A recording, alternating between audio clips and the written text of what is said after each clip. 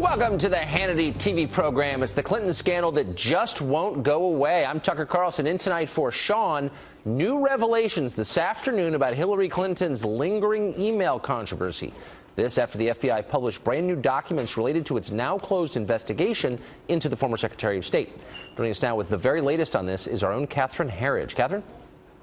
This 11-page FBI summary of Hillary Clinton's July 2nd interview shows the former Secretary of State could not remember key details about her emails more than 24 times. Critics aren't buying it. It isn't plausible. Not someone with her background, experience, training. She's an attorney, 25 years in government, and suddenly she has selective amnesia.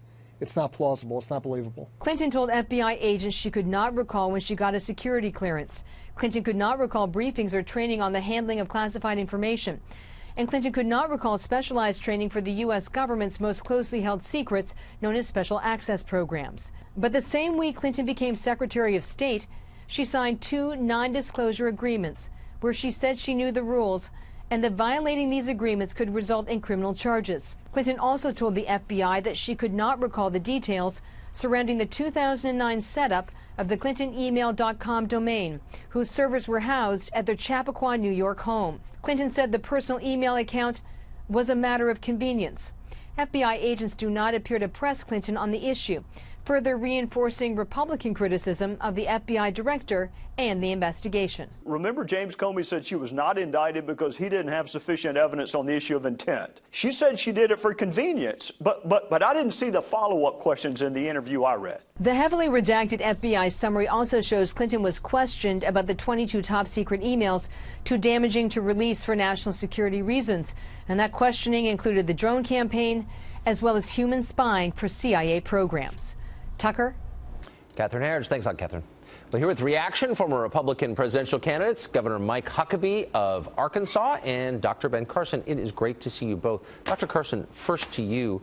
This is kind of definitive then. Hillary Clinton says, I didn't know the rules. That's not a plausible explanation, is it? It's not a plausible explanation, and her failure to remember anything certainly is not a quality that you would want to see in a president. So I'm assuming you buy it then. Do you think she wasn't capable of remembering the most basic rules on handling classified material? Well, it doesn't particularly matter. If she wasn't capable of remembering that, she definitely would not be capable of performing the duties of the president. And if she is lying about it, then that disqualifies her too. I think she's disqualified either way you look at it. So, Governor Huckabee, just take 3 steps back. We're finding out about this from the FBI on the afternoon of Labor Day weekend, on a Friday, on a holiday weekend. This is a classic way to bury news that you think is going to be damaging to the principal. The FBI is not a political organization, but this move suggests they're acting for political reasons. Do you think that's true? And if so, how discouraging is that for a law enforcement agency to help a political campaign? Well, the FBI has always been above and beyond the political ramifications. It's one of the reasons that most Americans have an incredibly high respect for the FBI.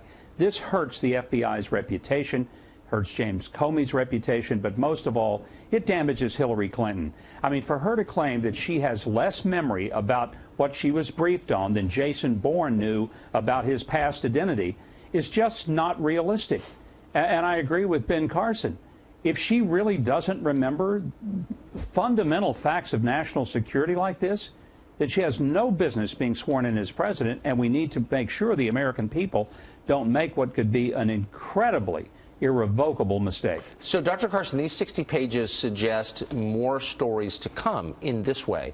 You have Hillary Clinton in the FBI's account losing somehow 13 different PDAs, some cell phones. You have her using her device in foreign countries. You have her with a skiff, which is supposed to be a bug-proof room in her house and office that is not secure. This suggests that she was more vulnerable even than we knew to attacks by foreign intelligence agencies. Do you think we're going to be hearing that story before Election Day? I hope so, but here's the other thing that we have to consider. Because she had such vital information in such insecure places, I think probably the Chinese, the Russians, and some others probably have some of that information. Now, what would it be like to have a president who could be blackmailed by other nations because they have information that she doesn't want to come out? Well, that is the question. That is absolutely the question. And I think it's a major concern for the intelligence agencies in this country. Governor Huckabee, Tell us, I mean, you, of course, are from Arkansas. You were three-term governor of Arkansas. You know the Clintons very well. They're smart people. They try to cover all the bases. They're paranoid. They're aware of their public perception. Why would Mrs. Clinton behave in a manner this reckless? What would motivate her to do that? Because for so long, Tucker, she and her husband have gotten away with living by a different set of rules than everybody else. You know, we remember back in 2008, the big banks were protected because they were too big to fail. And I think what we have is a Hillary Clinton who thinks she's too big to jail.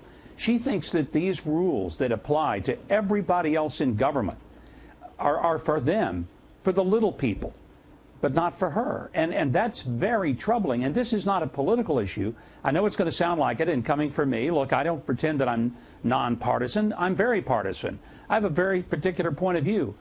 But try to look at this objectively. And let's remember that she said, well, she only had one device. Now we know she got rid of 13 different devices.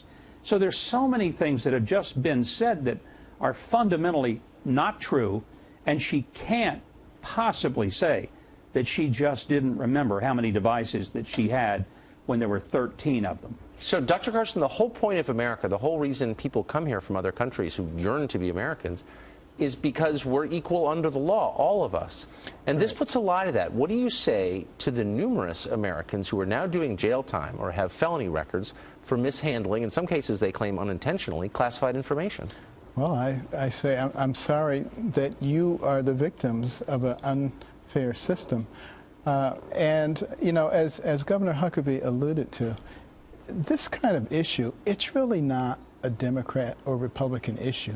This goes to the very heart of who we are as a nation, who we are as people. What do we accept? What kinds of leaders do we want to put up in front of our children as examples? If we put somebody up who lies as easily as they breathe, and this is our greatest role model, what can we expect from the next generation of Americans? Well, that's a deep question. I mean, Governor Huckabee, I don't think Hillary Clinton is the worst person in the world at all, but I think that this behavior is clearly unacceptable. There's no defending it at all, and yet Democrats are defending it. Donald Trump has said things that are hard to defend, and a lot of Republicans said, you know, I'm not going to defend it. Like, that's wrong. And they've walked away from him. You haven't seen anything like that on the Democratic side. It's been lockstep, robotic support for their candidate. Do you think you're going to see any Democrats of conscience say, I'm sorry, I'm not going to defend this behavior? Publicly, probably not. I've always admired the Democrats for circling the wagons around the people that they're trying to protect, no matter how ridiculous it is. And we've seen that not only with Hillary Clinton and Bill Clinton, but with Barack Obama. I mean, they just always sort of say, no, our side does nothing wrong.